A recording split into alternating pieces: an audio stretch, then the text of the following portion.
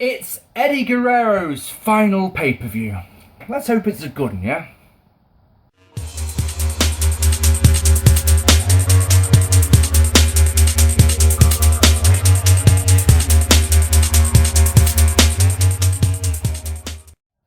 Hello ladies and gentlemen, and welcome to this. It's another episode of 10 years ago, and tonight we're going to be focusing on WWE's No Mercy 2005. As I said on the header there, Eddie Guerrero's final ever pay-per-view. So yeah, we're really hoping this one's a good one. It is October the 9th, 2005, and we are live at the Toyota Center in Houston, Texas, home of Vengeance 2007, a pair of TLC pay-per-views as well. There are 7,000 fans on hand who witnessed William Regal and Paul Burchill beat the team of Paul London and Brian Kendrick in sometime, because there's nothing on Wikipedia about it, sorry.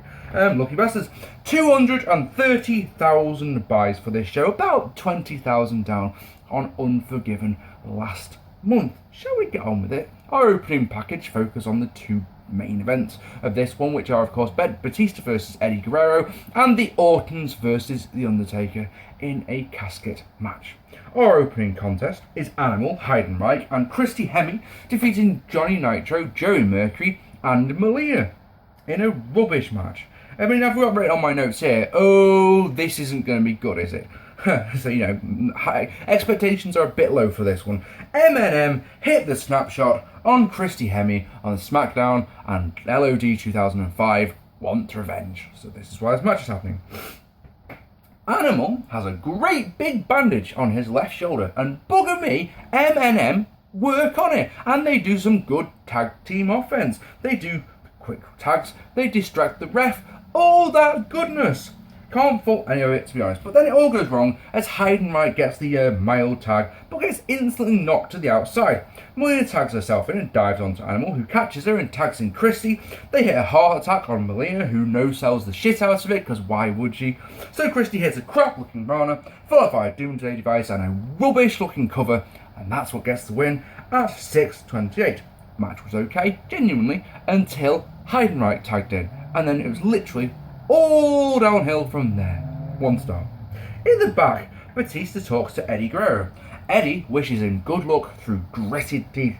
And then, an instant access, which is a thing that they do all night. So you've got, do you remember how the back in the day, wrestlers would appear on the Superstar line and then you'd talk on the phone? Instant access is like the 2005 version of that. So the wrestlers would finish their match, go backstage, talk to some bloke on the internet. So instant access, you've got Christy Hemme.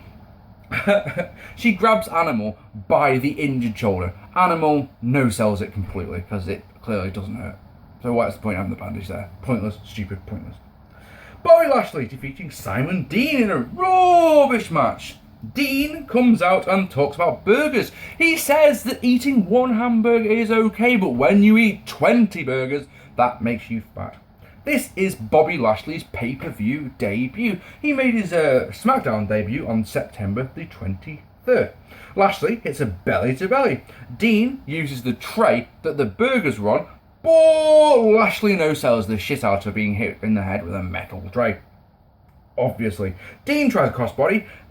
Lashley catches him. Now I say catches him, but he's meant to it looks like he's meant to catch him on the shoulder, hit the Dominator. But he can't hold him, and they both crumple to the floor. It looks ridiculous. Eventually Lashley picks him up, hits the Dominator, gets the win at 1:55. I don't say this one very often, but this is a -star match. -1 stars, guys. This is awful. Awful, awful, awful. I forgot to say something quite important about this one. Dean said before the match, if he loses, he will eat all 20 burgers. So there we go. We'll come back to that in a moment. In the back, we have JBL, and holy shit, it's Jillian Hall and her face. I had forgotten about the growth on her face. Now, how often have I told you guys, or said to you guys on videos, that the whole point of things in wrestling is to sell tickets and to make money? Someone please explain to me how Jillian Hall's gigantic growth was meant to sell tickets. Someone please. Anyway, JBL talks about how Rey Mysterio is the underdog. Rey Mysterio interrupts him, talks in Spanish, which pisses JBL off. JBL really angry about, if you're going to stand here, you're going to talk English, Mexican. Rey says that if he's the underdog, Rey says that when the underdog beats him, he will need a mask to cover his shame. Yay. JBL says, I don't want the mask, so Rey gives it to Jillian. Hilarity ensures. Next up, Chris Benoit defeating Booker T, Orlando Jordan and Christian in a poor match to retain the US Championship. Booker and Jordan are both black men wearing red trunks. They look like a tag team. I'm not sure if this is intentional or not, but they just do, okay? A nice throwback. Benoit gets the crossface on Jordan in the audio goes. There's a belly-to-belly over the top on Christian, where Christian lands on the floor, which is nice, and a great near fall when Booker gets the sunset flip on Jordan. They are the highlights of this match. Christian gets literally no offense in whatsoever. None, not one little bit, okay? And he taps out to a sharpshooter in 10:22. Guys, this match is really bad. You'd expect of the four men, three are good. So Christian, Booker T, and Chris Benoit. You would expect them to assemble a decent match. The thing is that Booker T and Orlando Jordan don't actually do anything here. It's just that Christian is being a punch bag for Chris Benoit. And after a while, you start getting bored of it, and you start going, no, really, he hasn't got any offense in. And then he gets some more beats, and like, no, really, he's got nothing in at all. Didn't enjoy it. Crowd were completely silent for all of it. After the match, Sharmell, who as well was out with Booker T, shouted at Booker T. So there we go. In the back, Simon Dean is being made to eat the burgers. Oh, yeah. He asked Lashley if he can eat just the meat because of the carbs in the bun. As someone who has recently got into nutrition and exercise and bodybuilding and all that jazz, this actually made me smile, believe it or not. Lashley says no. Mr. Kennedy defeating Hardcore Holly in a bollocks match. Another pay-per-view debut, as Mr. Kennedy made his debut in August and has been feuding with Tony Schimmel ever since about the way that Schimmel introduces him. Yes, because again, that will sell tickets. Wrestler versus ring announcer always sells tickets, doesn't it? Kennedy works the arm to set up the Green Bay plunge, obviously. Working the arm of someone like Hardcore Holly is fucking ridiculous because Holly doesn't sell anything for anyone, so doing something that requires a bit of psychology and storytelling is so fucking stupid, isn't it? Oh well.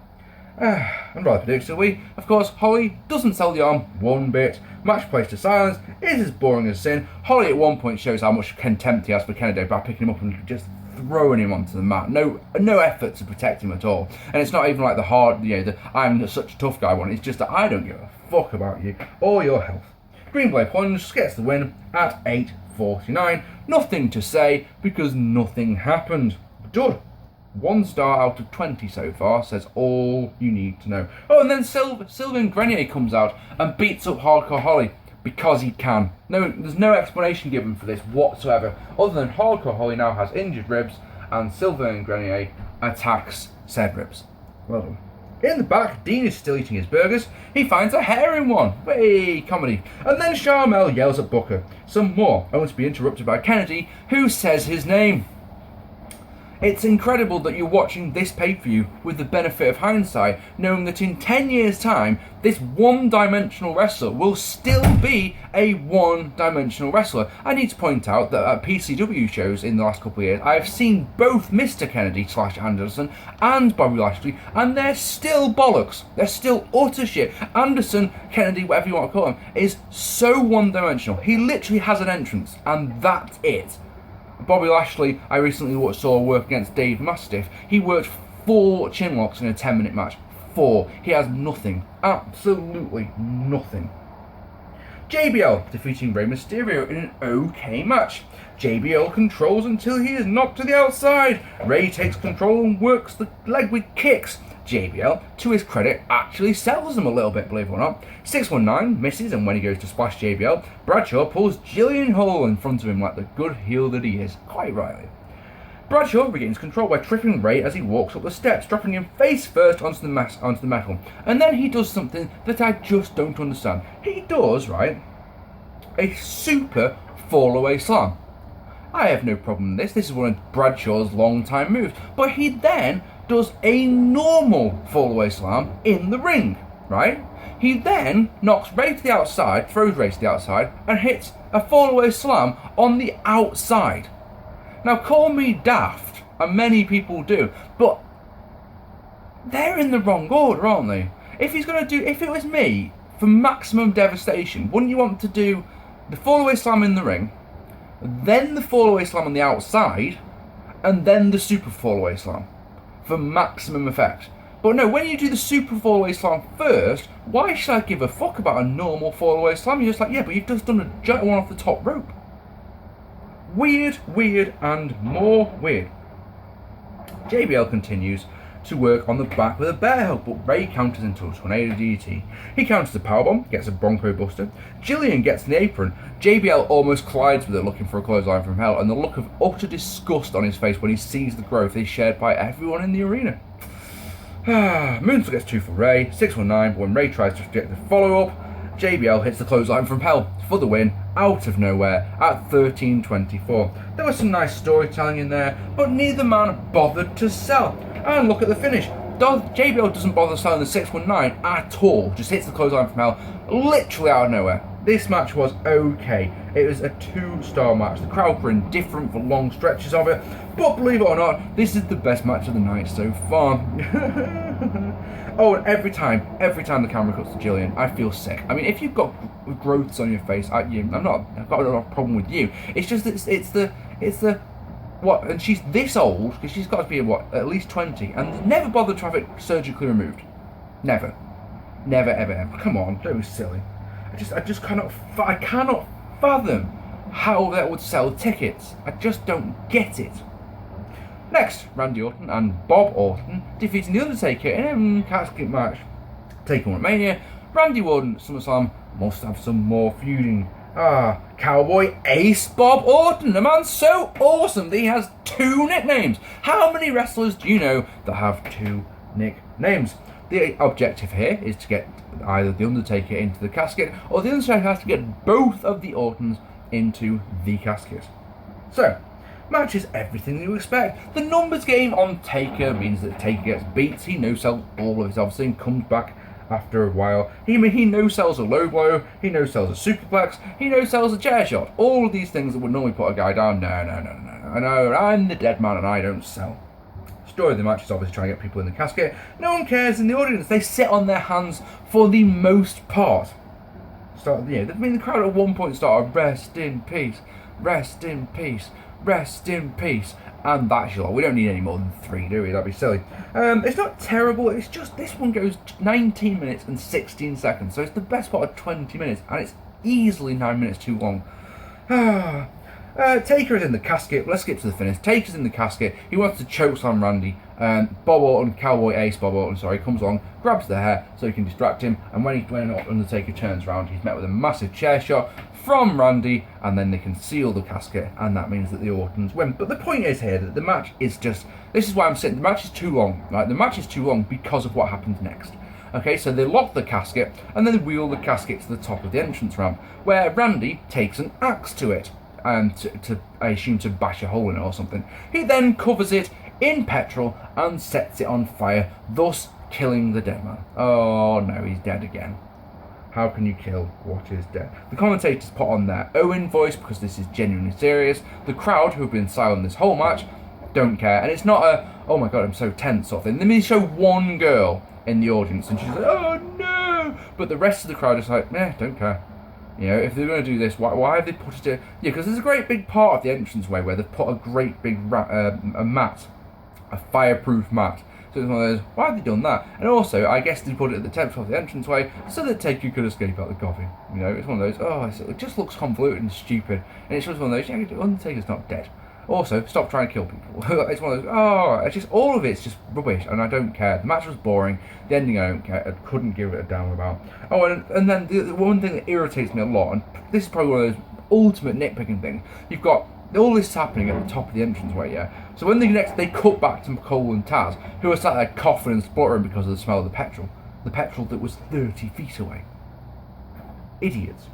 Next, Eddie Guerrero defeating Nunzio in a match to win the Cruiserweight Championship, because the one thing we need after someone's just died is some flipping, don't we? Hey! Juventud, won a battle royal on Velocity to become the #1 contender. I don't know when Nunzio won the championship. I'm sorry, I care about this match that little that I couldn't be bothered to find out when that happened. If someone would like to let me know in the comments, please do so down below.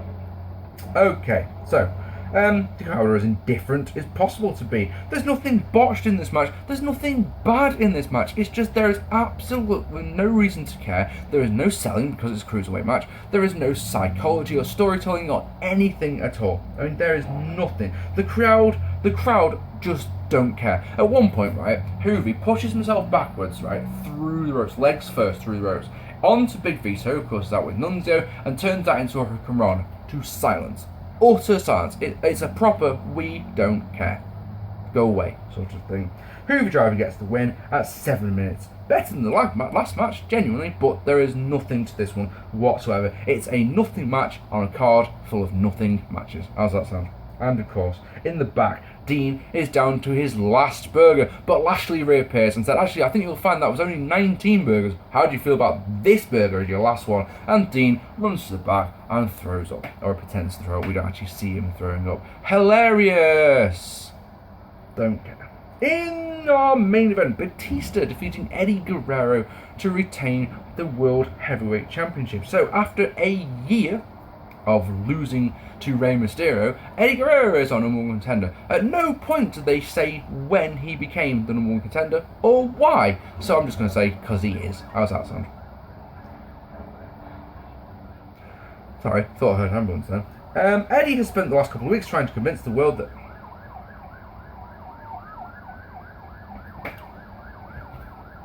Every time. I mean, I can't do a vid without it, can I? I really can't. Just shut up, I'm trying to do a vid. I'm on the main event, for fuck's sake, you couldn't wait 5 minutes. So yeah, Eddie has spent weeks. We could cut this bit out, but I choose not to. How's that sound?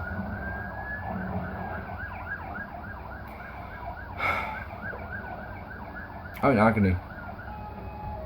I'm doing wrestling training at the moment. I don't know if anyone knew that. I'm doing wrestling training with Future Shock. And God, the warm-up I have to do on Tuesday, you won't believe. 4 sessions now, 4. Loving it, can't wait 8 sessions, like, ah! Look, I have to do a suplex. And a cross body. I can do a cross body off Brett's rope. Yeah. Would you just piss off? Right. But Eddie has spent the last couple of weeks trying to convince Batista that he's not the old Eddie Guerrero, the lying, cheating, stealing, that he is actually Batista's mate. And Batista's just sort of playing along with it. Yeah, you're my mate, whatever. But if you try and fuck with me, I will hurt you. So there's your story. Will we see the old Eddie Guerrero in this match? Let's go through this one, because we haven't been through about anything tonight. Big, actually I've only got like 1 paragraph for this one, so don't worry about it. Big pop for Eddie when he comes out. Power versus speed, one of my favourites. It's Eddie is able to out-wrestle Batista, but the former Deacon is able to just put on the brakes with something powerful. He goes like this until Eddie gets out a chair. See what I was talking about? But he decides not to use it. Batista, though, is very pissed off for even the thought of how dare you even think about using a chair. He pulls Eddie up onto the apron, and Eddie hits the jawbreaker, and then hits the frog splash, but only gets 2. But it is to the back, and that is significant, right? Yes. Eddie is able to out-wrestle the champion. He puts on body scissors and then puts on a single leg crab. Both moves, I suppose, are working the back, so that's good. He pulls off one of the tag ropes, but again, he could use it to choke him, but he chooses not to use it because he's Batista's mate. Okay. Oh, I've lost my place. Instead, he hits a dropkick to the back and then puts on a camel clutch, working the back like a boss. Batista powers out, turns into a bear hug. Eddie escapes and kicks the leg out of his leg, and then tries to put on a cloverleaf that Batista, in one of those, where the fuck did that come from, turns into a small package for 2. Ref gets bumped, and the sick smile appears on Eddie's face. He once again gets to the chair, but once again, for a 3rd time, decides not to use it. Batista hits the spear, he sells the back, like, oh fucking hell, before hitting the spine buster. That gets 2. Eddie comes back with the 3 amigos, all working the back. He wants a frog splash, Batista moves, Eddie rolls through it. When he turns around, walks straight into the main event spine buster that gets the win for Batista at 18 minutes and 40 seconds. This was a good match with decent storytelling, with decent moves, with decent length. Crowd were into most of it. They were well into Eddie Guerrero, which was brilliant. It was all good. I will give this one 3 stars. This was the best match of the night. Let me tell you something about this show. The next night, the very next night, was the Raw Homecoming show, which I'm not going to review because but we'll talk about it more on my Taboo Tuesday review, which I'll be doing soon. Okay, it felt like the whole company was focused on that, and this was just an inconvenience that we had to get over to get to that show. It was a show of nothing matches. There was nothing of significance whatsoever on this one apart from the main event, and that became significant for other reasons which will happen in a month or so, won't they? Oh dear me. There's nothing offensive apart from Dean versus Lashley. Everything else, I mean, there's duds on there, but there's nothing like, oh my god, I can't believe I'm watching it. Well, there is. There's lots of I can't believe I'm watching this, but there's nothing that's like a soap. Basically, this is one of those pay-per-views that the day after you watched it, you've forgotten it. A week after you've watched it, you can't remember anything about it other than the main event. Trust me on that one. It's just utterly avoidable. So for that reason, I've gone 1 out of 10.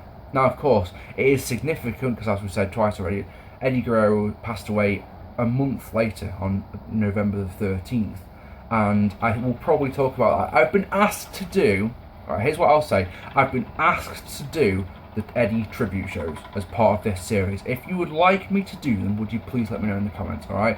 Okay, otherwise I'll talk about the Eddie tribute shows on another episode of 10 years ago. Alright, ladies and gentlemen, I really hope you've enjoyed this video. Let me know down below in the comments, share it on Twitter, share it on Facebook, let your friends know, all of that jazz. Leave me a lovely comment, click even the like button, and especially click that subscribe button if you haven't already. We're so close to 2,000 subscribers, you wouldn't believe it. Okay, I've been Mark P. Once again, thank you so much for watching, take it easy, and goodbye. Wrestling.